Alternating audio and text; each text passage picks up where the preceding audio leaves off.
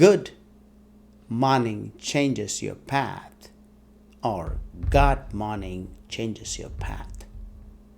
The reading for this Sunday comes from Matthew chapter 22, 1 to 14. Begin each day with God morning. That will change our path and priorities.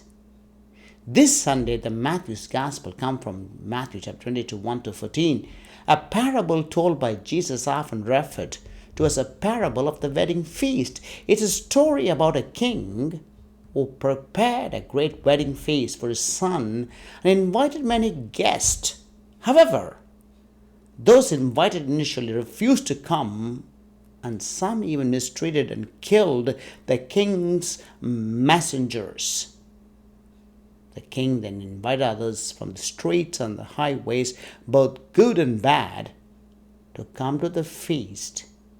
One guest, however, was found without wedding garments and was cast out into darkness. In this parable, the king symbolizes God the Father. The Son represents Jesus Christ, and the wedding feast signifies the kingdom of heaven. The invited guests who rejected the king's invitation symbolize the religious leaders and people of Israel who rejected Jesus' message. The guests from the streets and highways represent the Gentiles and those who accepted Jesus and the gospel. The guest without wedding garments represents someone who accepts the invitation to follow Christ but does not live a life in accordance with the choice. Someone who does not cultivate the habit of living love every day. I would recommend when you say good morning, you say God morning. Surrender your life to God. Offer your day. Could be work, could be taking care of someone, a challenging job requirement, difficult day, going to a hospital, meeting a tough client, getting into a business. Let your good morning be a God morning that change your path. Begin each day with God. It will change your path and priority. Put God first in your life. Dear friends, this Sunday, the gospel passages from Matthew chapter 22, the wedding of the banquet. A king calls for a banquet. In your life, He has given you a beautiful life. He has given you a banquet. What is your priority? Do you put God first in your life?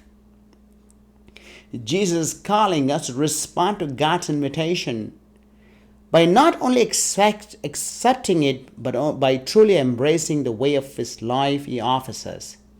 It's not just about saying yes to God's call, but about living out that yes in our every aspect of our lives. We are called to clothe ourselves with love, to clothe ourselves with compassion, clothe ourselves with kindness, clothe ourselves with humility, gentleness, and patience. This is what we read in Colossians chapter 3, verse 12. We are called to clothe ourselves with love, compassion, kindness, humility, gentleness, and patience. These are the garments we need to wear to the wedding feast of the kingdom of heaven. To live love every day, we must constantly strive to imitate Christ in our thoughts, words, and actions. We should love our neighbors as ourselves. Forgive those who wrong us. Show mercy to the brokenhearted. Stand up for justice.